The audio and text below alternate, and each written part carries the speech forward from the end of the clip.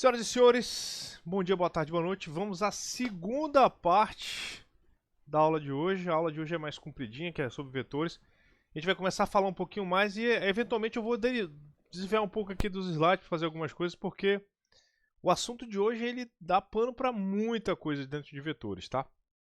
Então bora ver as operações com strings e a gente depois vai voltar, quando acabar a parte de string, a gente vai voltar a falar de vetores agora fora daqui do material. Aí vai ser uma coisa que vai ser exclusiva aqui de quem está presente na aula para acompanhar, tá? Então vamos lá. A gente sabe que a gente tem como converter, e assim, em tese a gente tem como converter para todo lado, tá? Então você pode converter de número para string, de string para número, tá? Isso é uma coisa, tem as funções para isso. A função para converter para string é sempre a função str. E a função para converter para os números depende do tipo. Int para inteiro, float para números reais, tá? Bacana. Esse aqui, ó, o DNA é formado por uma longa sequência de bases nitrogenadas de 4 tipos: adenina, citosina, guanina e timina, cara. Pô, quem não estudou biologia, quem não lembra disso, né? E a gente tem a ligação entre elas: A se une com T, C se une com G e vice-versa. Leia uma sequência de DNA e determine a sequência cópia correspondente. Para entender como é que é a sequência cópia, é quem se une com quem, né? Então vamos lá. A gente tem agora o que a gente chama de conjunto, um set, né? Então a gente tem um conjunto A, C, G e T e a sequência é um A, C, G e T também, tá? Então qual é a nossa... A gente vai fazer tipo uma operação. Toda vez que a gente detectar um código de uma dos componentes do DNA, a gente vai passar quem se liga lá do outro lado, tá? Então o G se liga com o C, o A se liga com o T. Aí se vier o T, vai ligar com o A, se for o A, vai ligar com o T, e assim por diante. A gente vai fazendo essa sequência aí, tá? Os vetores são criados com um tamanho fixo que não pode ser mudado ao longo do programa. Importante, né? Strings podem mudar de tamanho ao longo do programa. E isso aqui é uma coisa interessante, né? Olha, vamos tentar entender uma coisa bacana que ele acabou de falar aqui agora.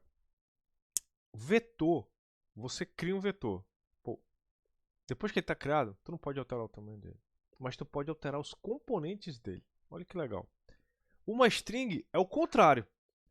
Você criou uma string, tu não pode alterar os componentes dela, mas tu pode alterar a string. Então elas vivem em mundos diferentes, né? A gente faz operações muito parecidas de manipulação, mas nessa hora aí elas invertem o jogo, né? Uma para outra. Então, tá aqui, ó. É o início. Aí a gente faz aqui a cópia, ela vai ler o caractere. Aí se pô, o caractere estiver dentro do tamanho do DNA, ele vai fazer lá a pergunta. Se PC é A, a cópia vai receber T. Se for C, aí vai fazer. A gente vai fazer um incremento, tá? Baseado no que a gente vai lendo, a gente vai concatenando o cara. Aí aqui a gente está usando aqui está aparecendo uma estrutura do else if, tá? Que é uma estrutura bem legal que a gente tem lá, que é uma das várias. A gente assim não deu para passar por ela, mas a gente tem várias estruturas parecidas como essa. Tem o switch e tal, que é o case. Mas esse aqui é bem interessante porque ele pega a sequência de DNA, aí cria uma string vazia. E aí ele vai. A string vazia, se vocês lembrarem bem, ela é como se fosse um acumulador. A gente aprendeu com o enquanto que tem um acumulador de contadores na última aula. Agora a gente está usando o DNA, o string, como se fosse um acumulador. A gente vai lendo o cara e vai acumulando o valor que a gente está passando para ela, tá? E aí assim, ó, enquanto tiver no tamanho dela, né? Esse cara aqui é um tamanho fixo, então você pode chamar todas as vezes. Tem gente que gosta de colocar o tamanho em algum lugar separado, passa um len para lá, tal. Depende da legibilidade, tá? Mas esse cara aqui tá bem fácil, tá? Então, inicializou o contador dele, enquanto for menor que o tamanho do DNA. Se aquele DNA naquela posição for A cópia recebe T. Se for C, copia o G. Se for o G, termina o C. Para cada um dos caras. E no final, incrementa o copiador. Ou incrementa o contador e faz. É um código bem bobinho, tá? Então, tá aí a saída do cara. E se é tudo G, sai tudo C. Bem legal, bem tranquilão. Teste o script, tá? Bora agora ver alguns exemplos extras aqui. Tem vários, ó, tem muito exemplo extra. Acho que tem quanto aqui? Tem uns 3 aqui, 2 exemplos extras. São bem legais. Vamos dar uma olhada neles aqui pra gente entender legal. Vamos lá. Pá, pá, pá, pá. Cadê aqui?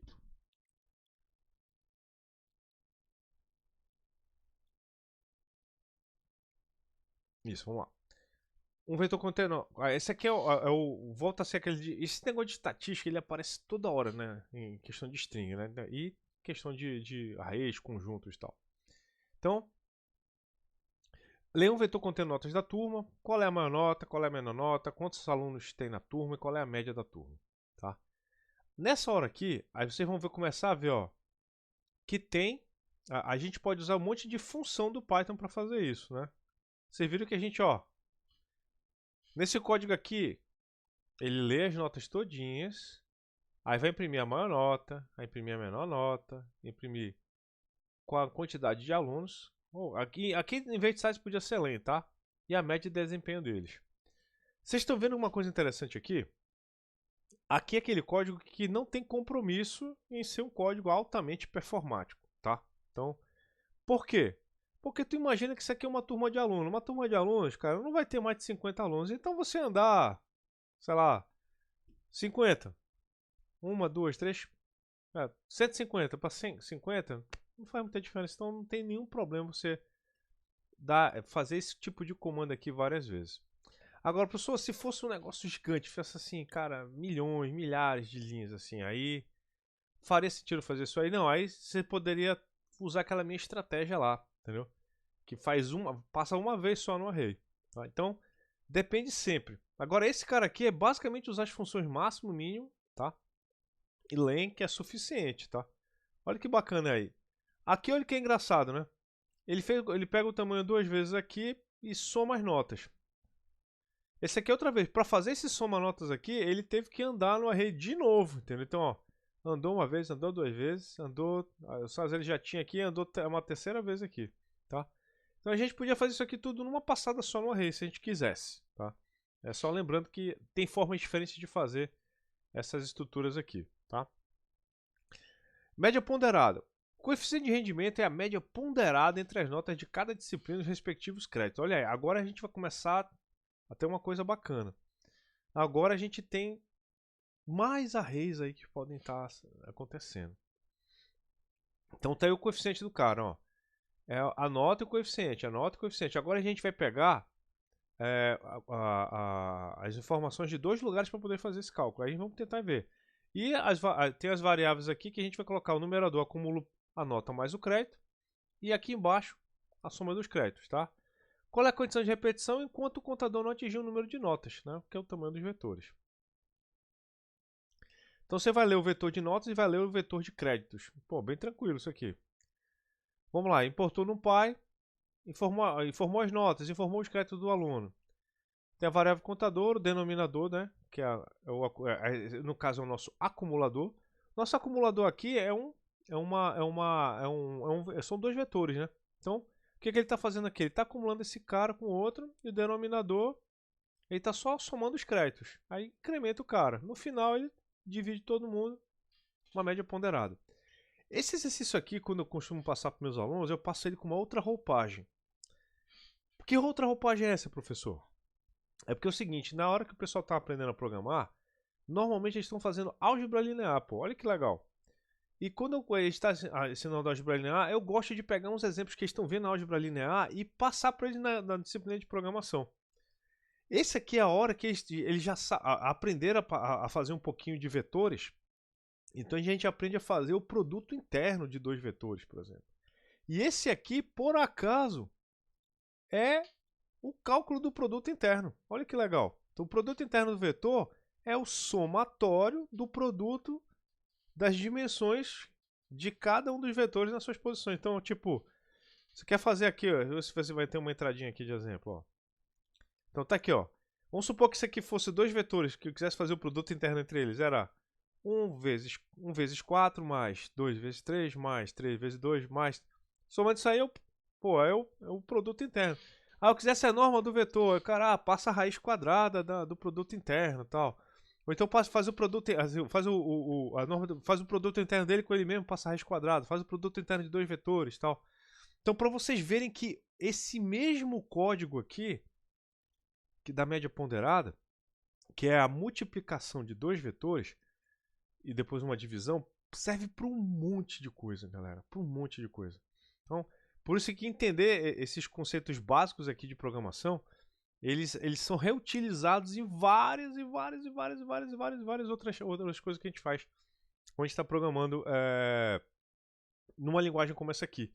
E isso aqui serve para outras linguagens. Você faria a mesma coisa em C++, faria a mesma coisa em Java, faria a mesma coisa em TypeScript, que é uma coisa bem legal. Olha como é que ele vai acontecer. As notas: 1, 2, 3, 4, créditos 4, 3, 2, 1. Pô, beleza. Problema 4. Isso aqui é o problema, teste o script, né? A gente testa o script. Rapidinho, vamos botar aqui pra gente ver ele funcionando aqui. Beleza. Vamos ver aqui. Deixa eu pegar aqui o meu arquivinho aqui da brincadeira aqui com os arrays. Deixa se as strings estão corretas.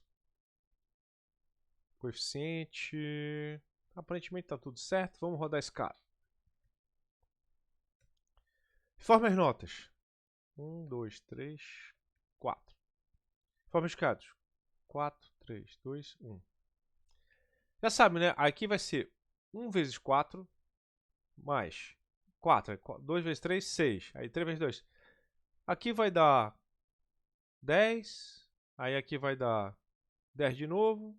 Isso aqui tudo vai dar 20. Aí vai dividir por esse cara aqui, que é 4 e 3, 7. 7 e 3, 10. Já sabe que vai dar 2. Por que eu gosto de fazer isso?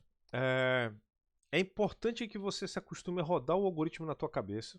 O primeiro passo.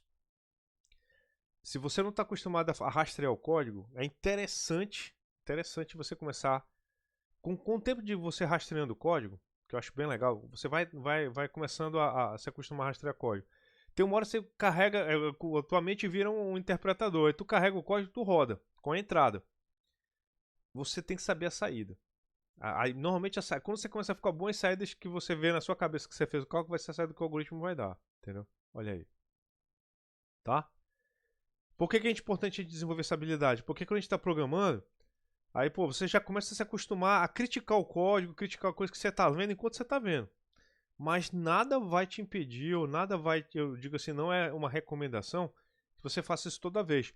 Eventualmente tem cálculos mais difíceis, tem situações mais complexas que é melhor pegar um papel, anotar, criar um diagrama para ver as coisas, que fica mais fácil de você identificar um erro, identificar uma situação importante que precisa olhar com cuidado e tal. Mas para códigos bobinhos assim, cara, aí você já faz na cabeça rapidinho, pega uma entrada, testa para ver se está tudo certo. Então a gente já viu aí, ó, que esse cara aí, a média ponderada deu 2 aí, então deu bem bacana. Algo que a gente podia esperar que fosse a resposta aí, tá? Então, esse aqui é um tipo de exemplo de código que, pô, é bem comum de você ver em curso de introdução à programação, os alunos brincando de fazer isso aqui. E, como eu falei, a gente reaproveita esse exemplo para um monte de outras coisas na área da matemática. Assim, uma coisa importante, esse tipo de cálculo também, ele é a base do algoritmo básico de multiplicação de matrizes. Porque quando a gente multiplica a matriz, a gente na verdade está fazendo o produto interno da linha de uma matriz com a coluna da outra, entendeu? Então por isso que esse algoritmo aqui, eu digo assim, ele é a base de todos os algoritmos, de um monte de algoritmo de vetor que tem, que é importante, entendeu? Então esse cara aqui, dentro da álgebra linear, ele é o mago, cara. Então é bom saber esse negócio de fazer o somatório de um produto de posições equivalentes dos vetores, tá? Olha aí, votos válidos. Leia um vetor contendo a quantidade de votos de um candidato, nulos, brancos e ausentes, e determine quantos eleitores estiveram presentes, quantos votos foram válidos, qual o percentual de votos válidos do vencedor. Pô, aplicação altamente justificada para esse problema aqui. Número de votos, número de presentes, número de votos válidos e número de porcentagens do candidato que ganhou. Então, olha aqui que interessante. A gente tem que entender algumas coisas aqui importantes, né? Cada candidato tem um código. Então a primeira coisa que a gente tem que entender é o domínio dos candidatos. Quantos candidatos vão ter, tá? Então é um vetor de votos. A faixa de valores são números. Então cada candidato vai ter um número. Então se o número 1 aparece várias vezes, cada uma daquelas posições, em tese, é um eleitor. Então, o 1 foi votado tantas vezes quantas vezes ele apareceu no vetor foi a quantidade de votos que ele recebeu. Então, a gente tem que contar quantas vezes cada cara diferente apareceu dentro desse array, tá? Então, vamos lá. Eleitores presentes. É só você pegar, somar votos até o último elemento. Aí a gente começa a usar as coisas da linguagem, tá? Tipo, quantos eleitores? Soma, entendeu? Soma de votos, pô. Pô, professor, mas eu podia ter feito a soma de cada um dos elementos. Tu quer somar a quantidade de elementos que tem aí dentro, tá? Então, seleciona até o último elemento anterior ao elemento menos 1. Então, tu já pega o tamanho dele aí. Quantidade de votos válidos. Exclui os 3 últimos elementos do vetor. Percentual dos votos válidos do vencedor. Aí ele está fazendo o cálculo aqui. Se bem que eu não entendi muito bem como é que esse vetor vem, né? Ah, tá. O vetor tá simples, né, cara? Eu pensei que o vetor era mais complexo, né? Esse problema é bem mais simples. Quantidade de votos de cada eleição, quantidade de nomes. Ele só tem 4 posições. Foi mal, cara. Bobagem minha. Quantidade de votos em cada um dos candidatos. Então, assim, a gente não sabe quantos candidatos tem, pelo que eu entendi. Mas a gente sabe que cada candidato vai ter uma posição. Aí depois, por último, vai ter a quantidade de votos nulos, brancos e ausentes, tá? Então vamos lá, vamos ver então. Então, a gente pode imaginar que vai ter um vetor. Então vamos desenhar aqui, vamos tentar entender o problema juntos aqui. Antes de a gente ver a resposta, vamos tentar modelar junto. Tem uma quantidade de votos aqui, cada candidato. Aí vai ter a parte que vai ter só os nulos. Aí depois vai ter brancos, depois vai ter ausentes. Cada pontinho aí, em tese, é a quantidade de votos de cada um dos candidatos. Então, para a gente saber quantas pessoas, tipo assim, quantas pessoas deveriam ter votado, a quantidade de eleitores, assim, tipo, habilitados a votar. Aí não pediu, mas como é que a gente saberia? Soma todos os números do vetor. Ah, legal. Eu quero agora da galera que foi votar. Quantos foram votar? Aí, pô, tu tem que tirar o último cara. Então, tu tem que tirar, ó. Tira ele daqui. É por isso que ele acabou de falar aqui pra gente, ó. Soma os votos excluindo esse último carinha que tá aqui. Que é o menos 1. Lembra aquela brincadeira de voltar, pô? Tira o menos 1. Votos válidos. Voto válido eu tenho que tirar o menos 1, o menos 2 e o menos 3. Aí vai ficar aqui no xizinho só a galera votante, entendeu? Tá vendo como ele está começando a utilizar a parte dos índices negativos para a gente poder fazer as coisas? Porque isso aí é um programa que ficaria bem flexível para. Tem município que teve 3 candidatos, tem município que teve 10.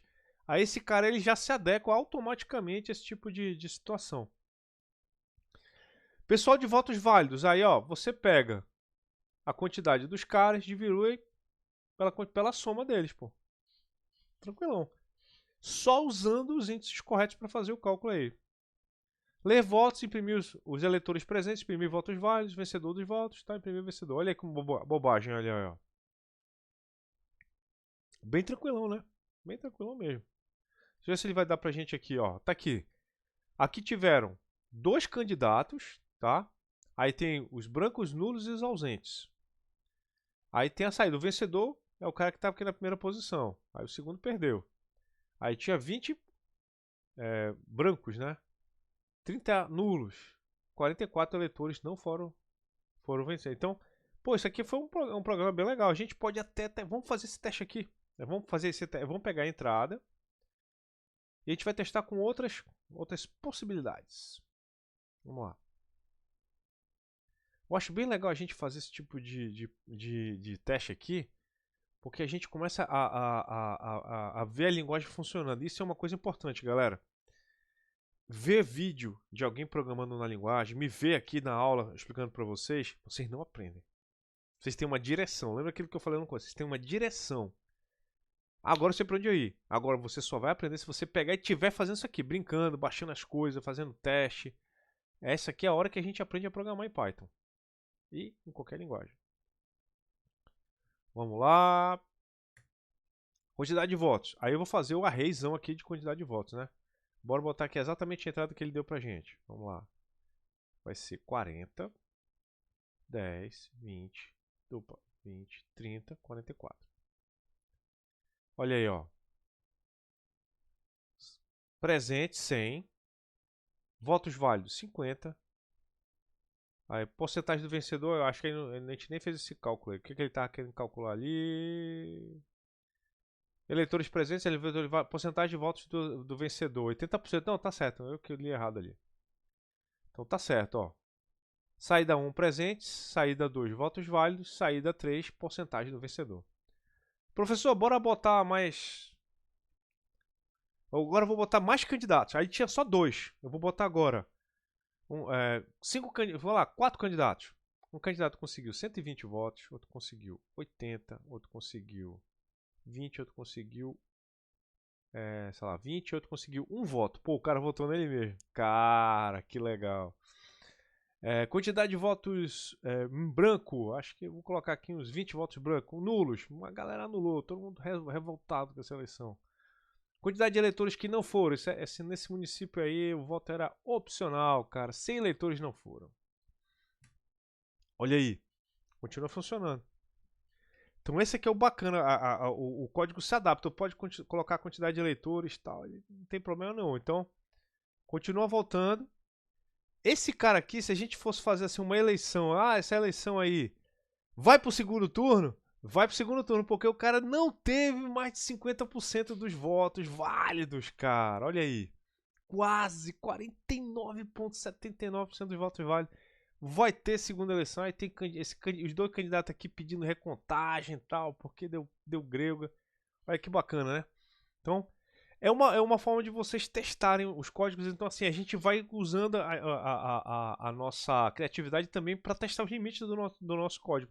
Para ver se está tudo certinho e tal, aquele negócio todo. Nome do vencedor, lista de candidatos, quantidade de votos. Aqui a gente está começando a brincar agora com 2 vetores, né? Agora eles são de tipos diferentes. E olha o que é interessante aqui. Aqui está acontecendo aquela situação de ele encontra o candidato, a lista do candidato que tinha maior voto e ele quer pegar o nome daquele candidato. Então, o nome do candidato está no outro vetor. Então, nome dos candidatos, a quantidade de votos de cada um deles. Aí o que ele vai fazer, pô? Ele vai procurar aqui qual é enquanto o candidato ele não encontra os votos daquele candidato, ele incrementa. Professor, qual é o risco dessa abordagem aqui, entendeu? O risco desta abordagem é alguém tem que garantir que não vai ter 2 candidatos com a mesma quantidade de votos. Só isso. Só isso. Senão ele vai pegar o primeiro cara, entendeu? Então, isso é outra coisa que eu acho bem legal quando a gente está programando, a gente ter ciência. Quando você faz um código, a pessoa que faz o código ela tem que ter bastante clareza daquilo, qual é o ponto fraco do meu código. A gente não pode pegar leve com a gente mesmo. A gente tem que dizer assim, cara, o meu código ele vai funcionar bem, mas tem uma situação que vai dar errado aí nele, cara. Qual? Se a quantidade de votos tiver 2 candidatos empatados, aí vai dar errado. O meu código ele vai pegar o primeiro cara que ele encontrar no vetor. Ele não vai pegar todos que estão com o mesmo nome, com a mesma quantidade de votos. Se tiver 2 candidatos empatados em primeiro lugar, ele não vai colocar. Em que cenários isso é comum, professor? Tipo, se isso aqui fosse feito por uma cidade, dificilmente a gente ia acontecer esse erro, tá? Dificilmente, muito dificilmente. Agora, se isso aqui fosse por uma coisa pequenininha, tipo uma turma, um negócio pequeno, assim, tipo 10, 15 pessoas, a probabilidade de acontecer isso aí é altíssima, tá? Numa quantidade muito grande de pessoas, a quantidade de um cara receber a mesma quantidade de votos é raríssimo, é muito raro, estatisticamente é raríssimo. É mais fácil o cara ganhar na lota do que isso acontecer, tá? Agora, numa sala com 20, 30 pessoas de aluno, vai fazer um negócio desse, isso aqui acontece. E não demora muito para acontecer não, tá? Então, dependendo do ambiente onde você vai fazer, essa solução aqui talvez tivesse uma relativa segurança, outra não, tá? O mais correto seria fazer um algoritmo mais elaborado, onde ele pegaria a lista de candidatos que conseguiram a maior voto. Se ele já tiver um cara só, declarado vencedor, imprime. Se tiver mais de um, imprime todos os candidatos que tiveram os mesmos votos na primeira posição. A gente de computação tem essa responsabilidade de mapear os casos possíveis. É sempre importante a gente não perder isso de vista, tá? Tá aí o exemplo que está acontecendo aí, ó. A Ana, Bento, Carol, aí tem vários entradas possíveis aí. Aí você vê o que o algoritmo imprime para cada um. Isso aqui é um ótimo para vocês testarem nas coisas de vocês. Bora fazer aqui um exemplo clássico agora. Deixa eu ver o que está aqui. Bora começar a falar agora. Deixa eu ver aqui. Isso aqui é a leitura dos dados, input de valor ser encontrado. Esse aqui é o seguinte, pessoal. Esse aqui é o famoso algoritmo de busca. O algoritmo de busca. Então, qual é o ponto todo? A gente está buscando um elemento aqui no nosso algoritmo, tá? Então, essa aí quando você tem uma quantidade de elementos que está num array que não está ordenado, esse aqui é o clássico algoritmo para situações desordenadas, tá? E a gente quer saber se uma certa chave está naquele algoritmo, tá?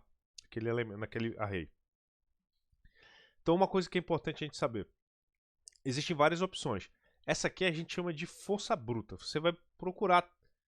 E qual é o melhor caso desse algoritmo aqui? Tipo, tem várias formas de fazer, tá? Então, vamos fazer as 3 formas possíveis aqui que eu acho legal a gente compará-las, tá? E a gente entender como é que é a natureza de cada uma delas.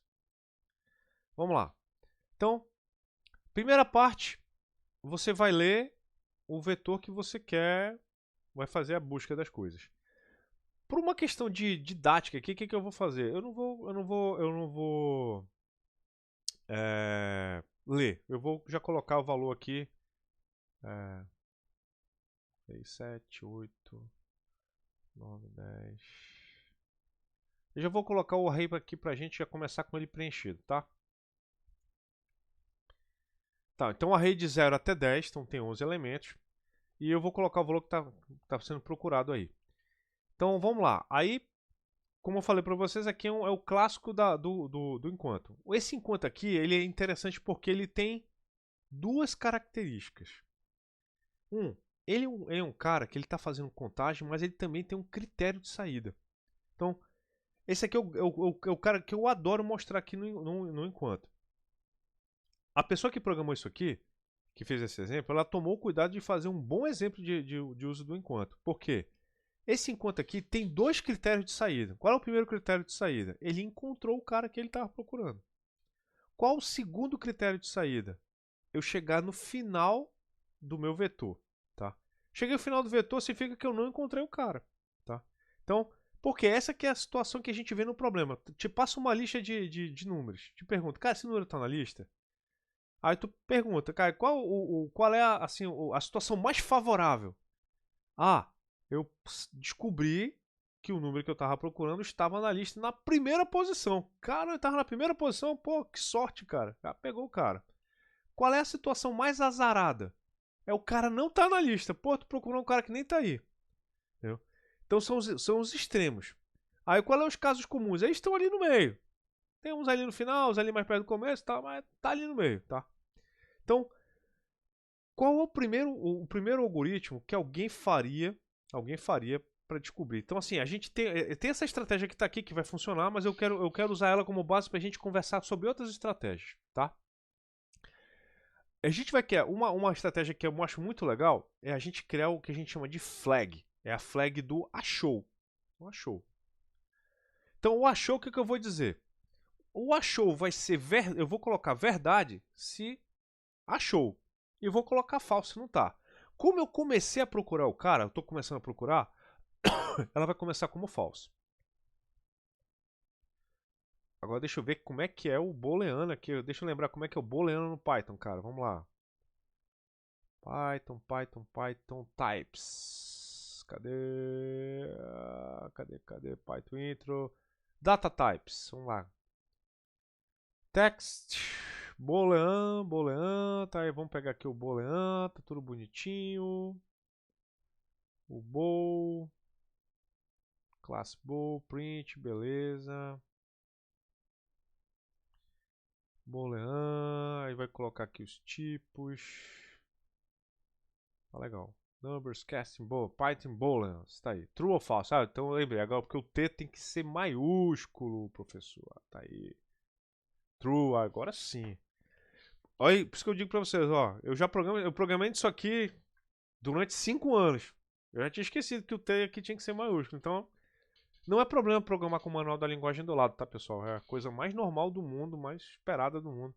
O único lugar que você não pode andar com manuais de linguagem, assim, no cara, não, às vezes é em competições de programação, tá? Assim, acho que em competição de programação você até pode, mas tem que ser impresso, não pode ser, tu não pode acessar a internet. Então, é normal, cara. A gente tá aqui para resolver problemas, não é para decorar linguagens em tese, tá? Então, só que eu vou colocar o false. Então, o meu algoritmo vai partir da seguinte premissa: eu não encontrei o cara. Então, qual vai ser a minha brincadeira? Enquanto eu não chegar no vetor e eu não achar o meu amigo, então, enquanto o achou não achou, lembrando, quando a gente coloca o exclamação, a gente inverte um valor, tá? Lembra? Deu um end, o or e o exclamação. O exclamação ele inverte. Então, enquanto o i for menor que o tamanho, vou colocar len, tá? Porque eu gosto de len, tá? Enquanto o i for menor que o tamanho do vetor, eu não gosto de variável, cara, com o número de um nome só, velho. Eu acho isso aí tão feinho, tá? Vou colocar aqui input. O número que a gente está procurando é a chave, cara. Então a chave. Então enquanto a chave que a gente vai procurando, tá? Então vai ser a chave, vai ser o valor que a gente quer encontrar, é a chave. Eu falo chave porque eu sou da área de banco de dados, né? A gente gosta de usar essa nomenclatura. Então vamos lá. Enquanto o vetor for menor do que o cara e não achou, o que eu tenho que fazer? Eu vou perguntar if a chave for assim, a chave é igual ao vetor na posição i. Se for, o que eu vou dizer? Eu vou dizer que a chave eu vou falar achou. Recebe true. Então vamos lá. Desculpa, não. Enquanto achou, não. Eu tenho que ver se eu vou usar qual tipo de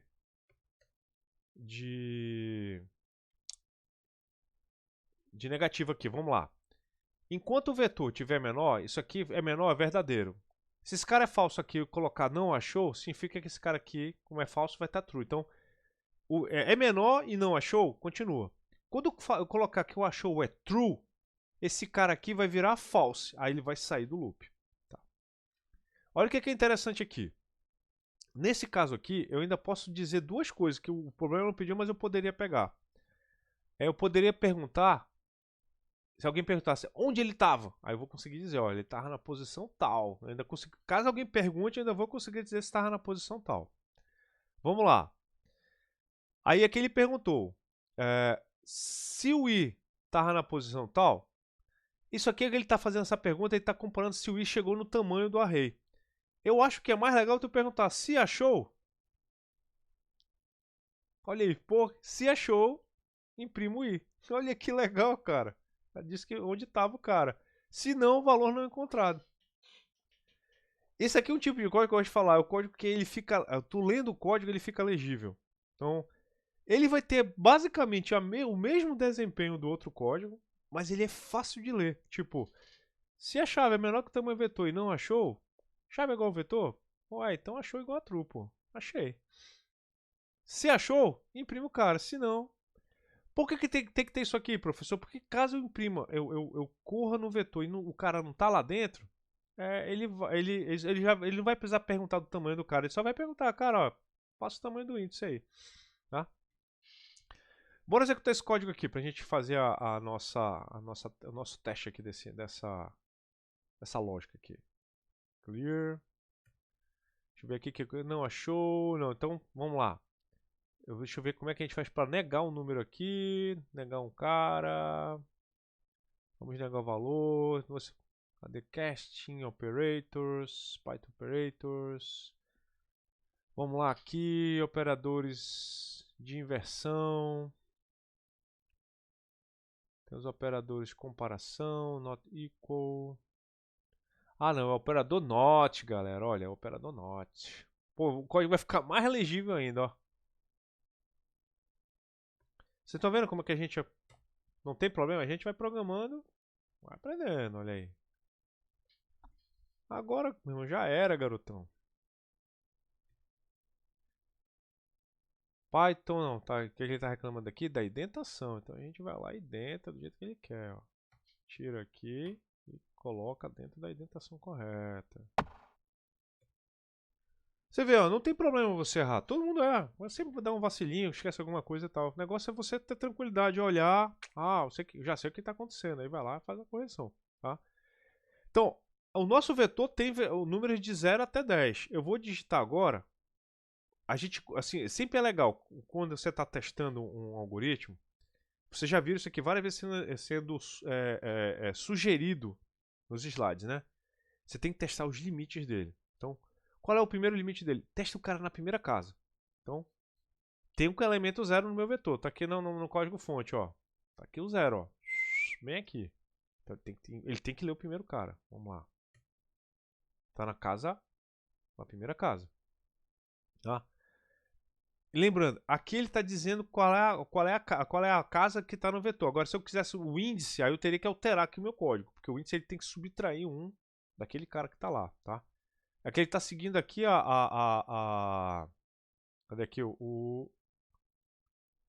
escreva para alguém, encontra um índice K tal, aquele cara que seja lá. Então vamos lá. Como esse índice que está aí, esse índice ele está errado? Por que esse índice está errado, professor? Porque o índice está sempre um a mais. Por que ele está um a mais, professor? Porque ele andou. O meu código ele tem uma característica diferente, ele passa para cá. O outro código ele para aqui antes de incrementar. Então a gente tem que tirar um cara aqui para ele ficar no índice correto. Aí a gente começou a ajustar o nosso código para ficar bacaninha. Todo código precisa de ajuste. Você roda algumas vezes para testar. Roda lá, agora eu vou colocar o 0. Está na casa 0. Eu vou colocar o 10. Tem que estar na casa 10. Agora você começa a fazer o teste. Agora eu vou rodar um cara que não está aí dentro. Eu vou colocar o 11. Será que o 11 está aí dentro? Valor não encontrado. Pô, aí meu código está legal. Só vou botar o menos 1. Menos 1. Valor não encontrado. Por que quando você mexe com arrays em Python, é importante você testar o cara que está fora do array e o cara que está no índice negativo? Menos 1. É para você verificar se sem querer você delimitou o array de tamanho correto e se você não está sem querer usando índice no lugar de valor. Então, se eu colocasse menos 1 e ele falasse alguma coisa que não fosse valor não encontrado, saberia, cara, tem que olhar meu código, talvez eu tenha jogado o índice no lugar que não deveria. Tá? Então essa é uma coisa importante de a gente mostrar aqui. Então esse cara aqui é uma das formas de a gente fazer o cara. Professor, tem aluno que faz isso aqui de forma diferente? Tem, tá? Então vamos lá. Essa aqui seria a forma que eu digo assim, é a forma mais eficiente. Por que ela é muito eficiente, professor? Porque se ela estiver na primeira posição, eu só vou até a primeira posição. Vamos supor que fosse um vetor de 1 bilhão de elementos. Um vetor bem grandão mesmo, tá? Se esse cara encontrasse o elemento na primeira posição, ele parava lá mesmo. Vamos testar isso? Bora. Eu vou colocar aqui, ó, print vetor na posição i. A gente vai ver quanto ele vai andar para encontrar o número que a gente vai passar, tá? Então, eu vou botar o 5. Ele andou até o 5, ó. E disse onde encontrou o número. Encontrou na posição 5. Legal? Eu vou colocar 10. Ele vai até o 10. Disse que encontrou até o 10. Se eu colocar 0, ele foi até o 0 e encontrou. Mas tem alguns alunos que assim, ele não sabe usar o while. Aí o que ele faz? Sem querer. Opa. Ele não põe isso aqui, ó. Ele não põe essa condição. Tá? Vou até botar ela aqui de volta para a gente não perder. Vou colocar no comentáriozinho aqui. Aí o while fica só com essa condição. O que acontece? Ele só tem uma condição. Ele vai até o final do vetor. Todas as vezes.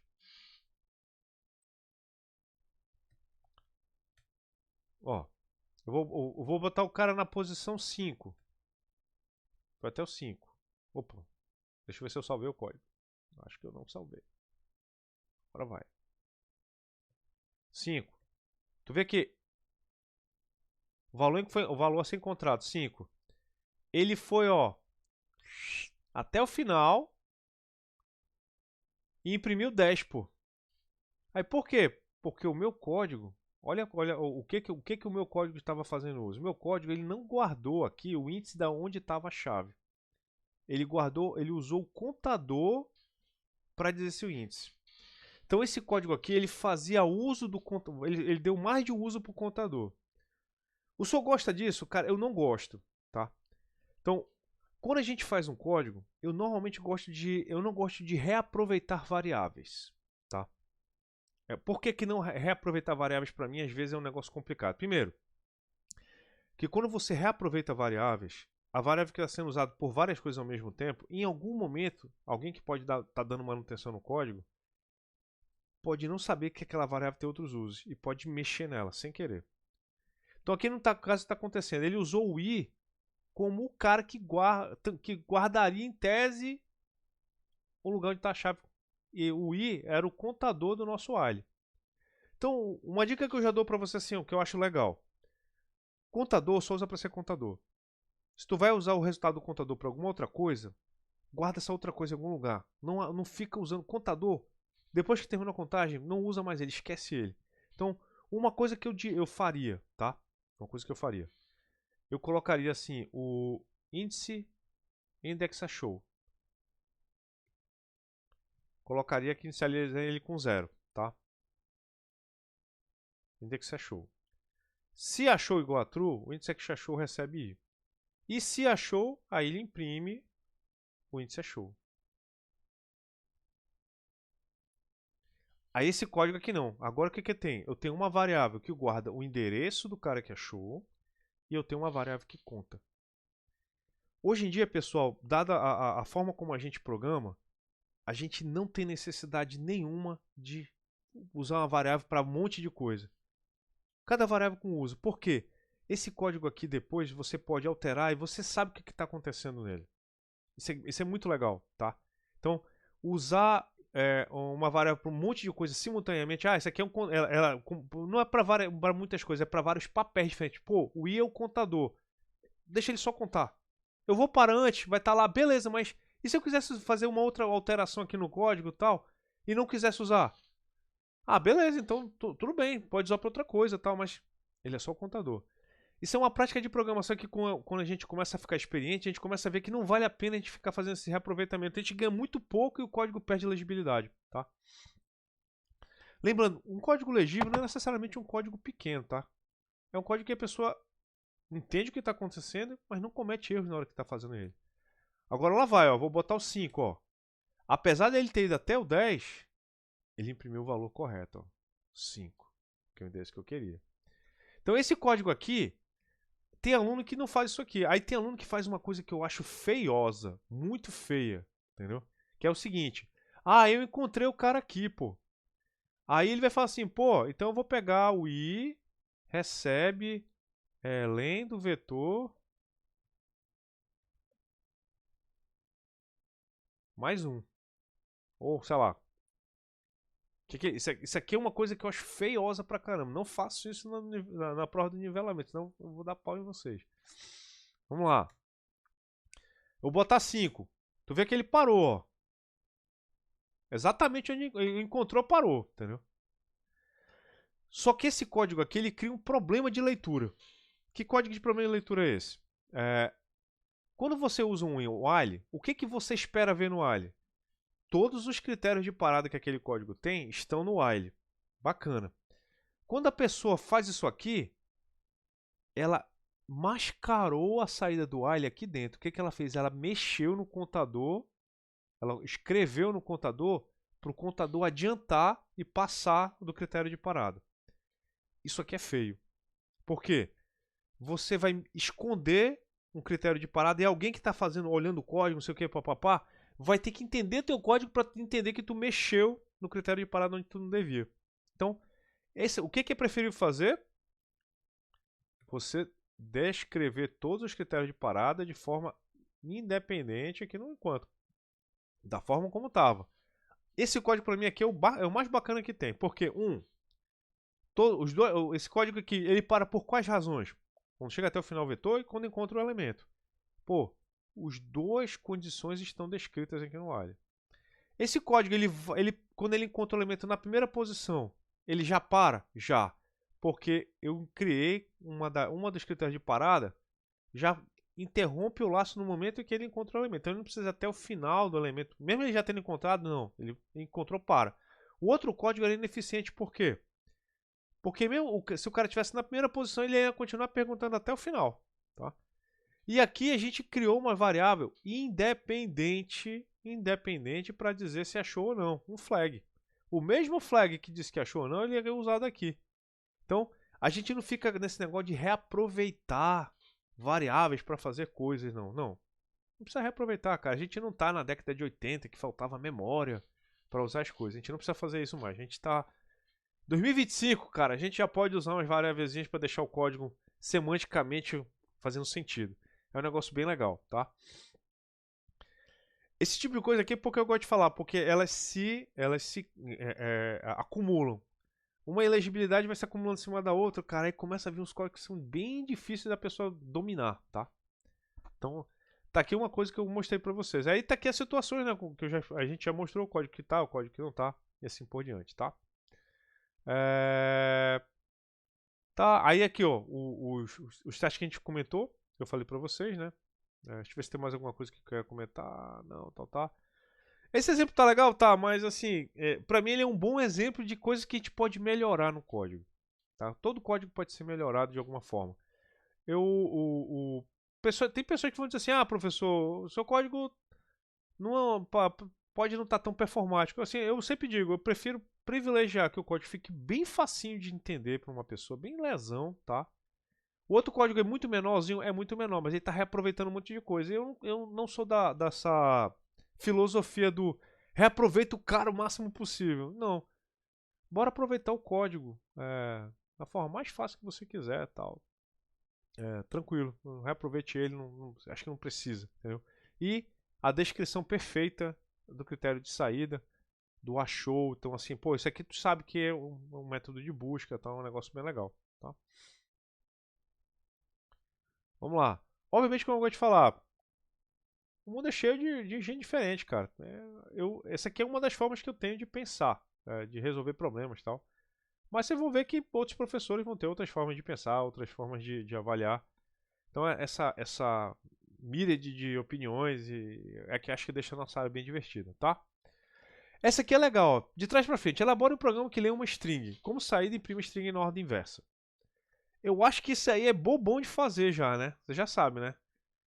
Se eu tenho uma string e eu quero imprimir em ordem inversa, o Python já ajuda, né? É só tu pegar o tamanho da string e imprimir negativo, né? O -1, -2, ele vai imprimir ela do começo até o final.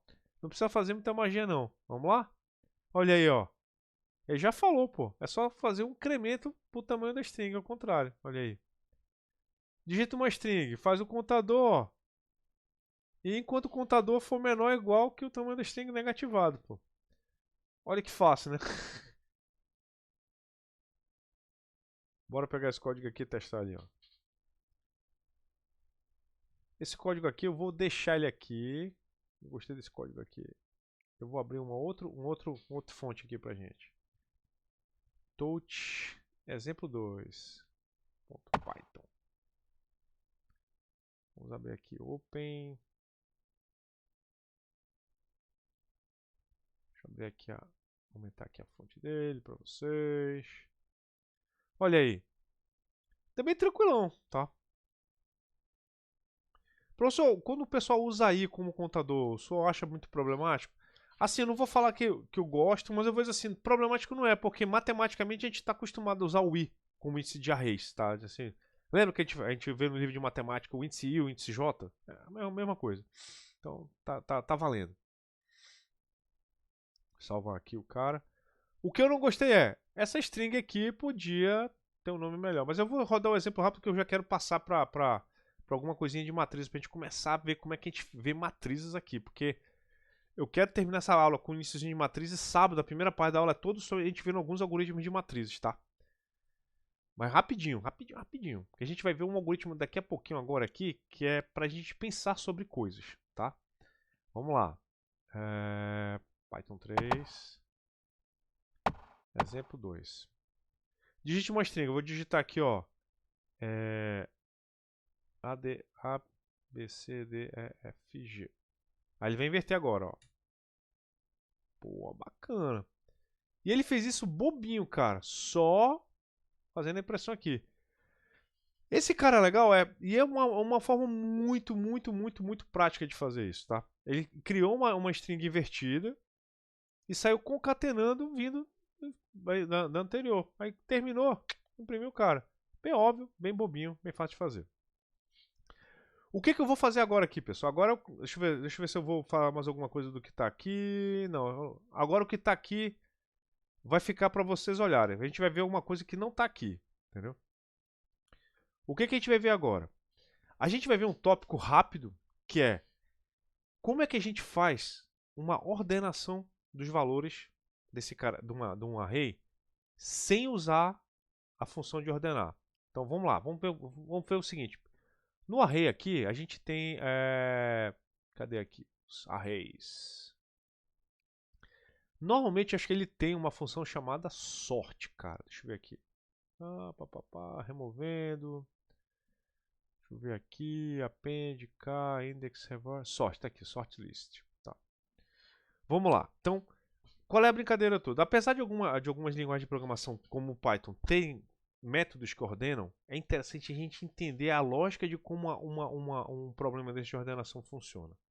Então, a gente vai criar aqui rapidamente, até o final da aula, um algoritmo que ordena um array simples. Tá? Então, como é que vai ser? A gente vai primeiro definir uma filosofia do que a gente imagina que é ordenar. Então, imagina o que é ordenar para a gente. Ordenar para a gente, em ordem crescente, é pegar um array que está com valores e a gente quer colocar o menor valor no início e o maior valor lá no final. Concorda comigo? Acho que é um jeito fácil de a gente entender o que é ordenar no caso aqui. Então, eu vou pegar esse nosso exemplo aqui e pegar esse array que está aqui. Tá? Vou começar aqui no nosso exemplo 2. Pô, beleza. Qual a primeira tarefa que eu acho que eu preciso fazer quando eu quero ordenar? Então, ordenar, na verdade, é uma sequência de operações. Então vamos fazer o seguinte, eu vou pegar esse cara aqui e eu vou bagunçar. Vou colocar o 3 aqui, o 0 aqui. Eu vou colocar o 10 aqui, o 5 para cá. Eu vou tirar colocar o 2 aqui e o 8 para cá. O que eu fiz aqui é uma operação que é chamada shuffle. Shuffle em inglês é aquele verbo que a gente baralhar, bagunçar, tá? Balançar assim. A gente usa em baralhos normalmente, shuffle, dá aquela bagunçada. Eu fiz um shuffle nesse array aqui. Então pensa comigo. Professor, eu quero ordenar. Em ordenar de ordem crescente, o senhor acabou de falar para mim que é pegar o menor elemento e colocar na primeira posição. Então qual é a primeira tarefa que eu tenho que saber descobrir no vetor? Quem é o menor elemento do vetor? A gente sabe encontrar qual é o menor elemento do vetor. A gente usou ele aqui, ó. Ei, professor, por isso que eu sou guarda desse código. Vamos lá. Então eu vou pegar esse vetor aqui, ó. A gente vai aproveitar esse código aqui, um pedaço desse código, tá? Vamos aproveitar um pedaço desse código aqui. Vamos lá. O que eu vou fazer aqui agora? Eu não vou usar o mínimo, eu vou usar assim, o mínimo e o máximo eu não vou ter interesse em saber mínimo e máximo, tá? Eu vou querer saber, eu vou mudar agora esse cara aqui, eu vou chamar de menor. Ou maior. Não, na verdade só vou querer saber o menor, né? Porque eu estou ordenando, né? Então, vamos lá. Então, o índice máximo eu vou só usar o mínimo mesmo. Então, é o mínimo, é o elemento mínimo desse vetor aí. Tá? Mínimo recebe vetor na posição 0. Tá? Então, qual é a ideia toda? Eu gosto de falar, a gente chama, muitas pessoas chamam a universidade de academia, né? Academia é porque a gente treina, né? Mas o negócio já está feito já, mas a gente vai fazer ele do zero para a gente treinar, a gente é academia. Né? Então, tem o tamanho do vetor, eu estou dizendo que o índice, eu tenho um vetor com um monte de elemento. eu vou começar a dizer o seguinte, cara, o menor elemento de um vetor, quando eu estou começando a operar nele, é o primeiro elemento. Pegar o primeiro elemento, ele é o menor vetor do cara. Eu vou tentar descobrir quem é o menor elemento do vetor. Tá? Então, quando você chega aqui no final, o que eu tenho aqui? Eu vou ter print o index mínimo, print o mínimo. Então, ao chegar ao final desse código aqui todo, eu tenho duas informações. Quem é o menor elemento do meu vetor e onde ele está. A gente já sabe de antemão que o menor elemento é o 0. E ele está na posição 0, 1, 2, 3. Bora rodar esse código. Olha aí, o elemento 0, o 3, o elemento 0 está na casa 3. A gente já sabia disso, que esse cara está aí. Tá? Aí o que eu pergunto para ti, professor, é o menor elemento do vetor. Aí tu pensa assim, num vetor ordenado, aonde está o menor elemento do vetor? Ordenado de forma crescente. Tu fala, pô, o menor elemento de um vetor, ele está na primeira posição do vetor. Como é que eu posso fazer assim? Eu digo, ó, esse vetor está ordenado? Eu falei, cara, não sei, mas esse meu programa aqui, ele faz uma parada. Ele pega o menor elemento do vetor e põe na primeira posição do vetor. Bora fazer isso então. Como é que a gente faz isso? Eu vou trocar então, vou trocar o elemento dessa posição aqui pelo esse elemento da posição que está aqui. Vou trocar o elemento da posição da vez, onde eu quero colocar ele, pelo elemento onde está o menor carinho, tá? Então o que vai acontecer aqui agora? Eu vou fazer o seguinte, eu vou pegar, eu vou até colocar aqui, ó, trocar o menor pela primeira posição. Olha que bacana. A primeira posição, por acaso, é essa que está aqui, ó. É a posição que eu inicializei. Porque eu estou dizendo que o primeiro elemento, ele está, o menor elemento está na primeira posição e o índice é na primeira posição. E aí é onde eu vou colocar ele lá. Então o que eu vou fazer aqui? Eu vou pegar, aí, para quem lembra, para trocar, a gente tem que ter uma variável temporária, cara. Então eu vou pegar o tempo e vou colocar o vetor da posição 0 no temporário. Aí o vetor na posição 0 vai receber o vetor da posição onde está, ó, o endereço do mínimo, cara. Olha que maravilha aí, ó. Endereço do mínimo. E agora o vetor do endereço do mínimo vai receber o temporário. Troquei os caras de lugar. Bora imprimir o vetor.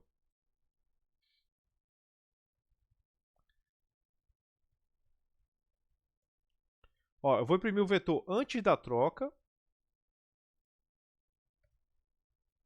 e depois da troca. E esses prints aqui agora eu vou deixar eles no mudo aqui por enquanto, tá? Só entre a gente aqui. Vamos lá. Vou rodar. Olha aí, ó. Tá aqui o vetor original que a gente fez. E agora, ó, eu peguei o menor elemento, ó, o 0 e o 3, ó. Troquei de posição.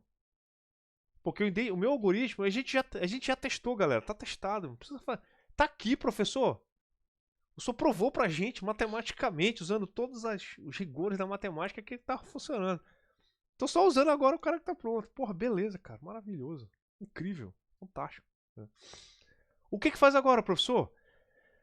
Vamos supor agora o seguinte, se só na nossa cabeça louca, tá? Professor, e se agora eu fizesse de conta que o vetor não é mais esse vetor inteiro aqui, ó. É só daqui pra frente. Repete esse mesmo algoritmo. Faz de conta que o vetor é do 1 até o 5. Pega o menor elemento que tá aí, encontra esse cara e troca de posição com o primeiro elemento. Quem é o primeiro elemento? Agora é o 1. Vai acontecer alguma coisa. Depois faz de conta que o vetor... Esses dois caras aqui já estão ok. Agora faz de conta depois, agora que o vetor é só isso aqui. Depois faz de conta que o vetor é só isso aqui. Até que chegar ao ponto que vai sobrar dois caras. Quando o vetor que sobrar tiver uma posição só, tu precisa procurar o menor elemento? Não, porque a gente já sabe, o menor elemento é o cara que está na posição que a gente está procurando. Então agora o que a gente vai fazer? A gente vai repetir essa brincadeira de procurar o menor elemento do vetor e colocar na primeira posição. Só que agora a gente vai fazer de conta que a primeira posição do vetor é uma para frente. Olha o que a gente vai fazer agora. Então a gente vai fazer a seguinte brincadeira. Aí eu vou diminuir um pouco aqui a fonte para vocês entenderem a organização que eu vou fazer nesse código. Tá? Depois a gente volta. Tá aqui. Esse aqui é o código que eu pego o menor elemento do vetor e aqui eu faço a arrumação dele. Olha o que eu vou fazer agora. Eu vou colocar esse bloco de código dentro de um laço, tá? Então eu vou tirar esse cara daqui para não bagunçar a nossa cabeça. Esse comentário eu vou deixar aqui, esse comentário é bacana. Essa impressão eu vou deixar aqui por enquanto, tá? Por enquanto, pra gente acompanhar passo a passo, tá? Então o que eu vou fazer agora? Eu vou pegar esse cara aqui, ó, e vou dar um trago. Uma coisa importante, vocês perceberam que esse cara aqui é o primeiro elemento do vetor. Esse cara aqui é o próximo elemento do vetor, certo? Então, esse cara aqui, então agora eu vou dizer o seguinte, ó. Eu vou colocar agora que eu vou criar uma variável chamada início. Início vet. Que começa na posição 0. Tá? Aí eu vou fazer aqui um while. While início vet menor que. Aí eu vou perguntar para vocês, eu preciso até o tamanho do vetor? Não. Eu preciso ir até o tamanho do vetor menos 1, cara. Por quê? Porque eu não preciso ir até o tamanho do vetor, cara. Quando chegar no penúltimo, ele chega... Oh, falta um cara só, ele já está ordenado. Menos 1. Ponto e vírgula. Agora, quem é o início do meu vetor? É esse cara aqui, ó. Então, esse cara aqui, ó, que tem que estar aqui, início vet. Esse cara que tem que estar aqui. E o 1 é o início vet mais 1. Porque eu sempre vou começar do segundo. Tipo, o primeiro cara é o menor, então vou começar o algoritmo do segundo. E aqui no final, ó, quem que eu tenho que trocar aqui? É o início vet, pô. Início vet, início vet. Pessoal, eu acho que a gente fez um algoritmo de ordenação. A gente só fez repetir uma ideia, tá? Vamos lá? Olha só.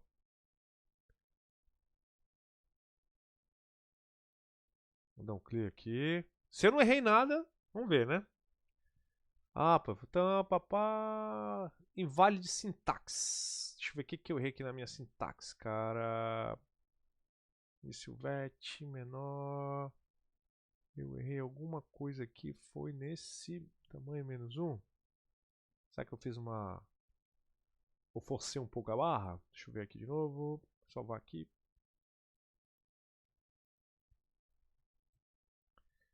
Line set. Inválido de sintaxe. Eu tô somando, tô subtraindo. Ah, foi mal. Faltou um parênteses aqui, galera. Foi mal. Agora vai. Sempre uma bobagemzinha. Oi. Ixi, meu algoritmo não terminou, então vamos lá. Eu passei algum infinito aqui. Vamos ver se o que eu falo. Ah, esqueci de incrementar o início vet, né, professor Moisés? Tá certo, cara. Início vet recebe início vet mais 1, pô. Que aí a gente vai andando. Ctrl. Agora vai rodar. Pô, eu tinha criado um protetor de tela aqui sem querer. Olha aí agora, ó. Bora acompanhar passo a passo. Nosso algoritmo está imprimindo 2 vezes cada vetor. Então, o que vai acontecer agora? Para o nosso algoritmo ficar mais limpo, o que eu vou fazer? Eu vou pegar essa impressão do vetor que está aqui, eu vou colocar aqui fora, tá? Porque ele vai sempre colocar o vetor aqui depois da primeira ordenação. Então, ele está aqui o vetor original, vai ser a primeira, e eu só vou imprimir uma vez, a cada vez que ele terminar a ordenação, ele imprime o vetor, terminou a troca, ele imprime. Deixa eu salvar aqui. Ctrl S. Vamos limpar a tela. Vamos lá, ó. Na primeira rodada, ele trocou, o 0 com o 3. Legal. Na segunda rodada, agora esse aqui era o vetor. Esse aqui é o vetor agora. Aí ele vai trabalhar, ele trocou o 0 com 3. Agora, esse aqui é o vetor que vai começar. O menor elemento, por acaso, já estava aqui, era o 1. Então não vai alterar nada para a próxima entrada. A próxima entrada agora é essa aqui, ó. Desse vetor que está aqui, quem é o menor elemento? É o 2, cara, olha. O 2 vai trocar com 8. Olha aqui, ó. O 2 trocou com 8. E esse cara é a entrada do próximo. Por acaso, aí assim, trocou, essa aqui é a entrada. Ela já está ordenada, copia para a próxima, ela já está ordenada, porque o 4 está aqui. Aí chegou no 10, ó. Chegou nesse cara aqui, aí ele vai perguntar, quem é o menor elemento desse vetor aqui? Ah, é o 5. O 5 tem que trocar de lugar com o 10, ó. Aí ele vai trocar o 5 com o 10, o 6, 7, 8 continuam iguais, ó. Só que aí o vetor já está ordenado, só que aí o vetor vai sempre diminuindo uma vez, ó. Quando ele chega aqui, pronto, acabou, o vetor está ordenado. Olha que legal. O pior caso para esse cara aqui é o vetor estar completamente invertido. E o melhor caso, não tem, porque ele sempre vai procurar o menor elemento. Tá? Então, olha o que a gente fez para criar esse algoritmo aqui. A gente juntou 3 ideias que são muito simples. Muito simples. A primeira ideia, encontrar o menor elemento de um vetor. Então, passa aí procurando o menor elemento. Encontrei. E saber a posição dele.